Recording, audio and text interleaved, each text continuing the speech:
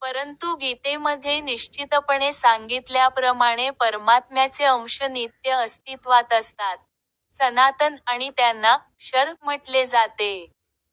कारण त्यांच्यामध्ये भौतिक प्रकृतीत पतन होण्याची प्रवृत्ती असते. हे अंशात्मक जीव नित्य अंशात्मकच राहतात, आणि मुक्तीनंतरही ते अंशच राहतात. पण मोक्षप्राप्तीनंतर जीवात्मा हा भगवंतांबरोबर ज्ञान आणि आनंदमयी असे शाश्वत जीवन जगतो.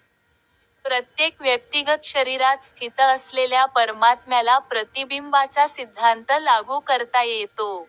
तो जीवात्म्याहून भिन्न असतो. आकाशाच्या पाण्यातील पडलेल्या प्रतिबिंबामध्ये सूर्य, चंद्र आणि तारे दिसून येतात.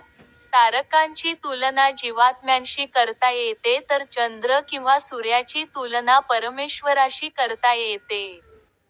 वैयक्तिक स्वतंत्र जीवाचे प्रतिनिधित्व अर्जुनाने केले आहे तर परमात्मा स्वतः भगवान श्रीकृष्ण आहेत. 4थ्या अध्यायाच्या प्रारंभी असे दिसून येईल की ते एकाच स्तरावर नाहीत.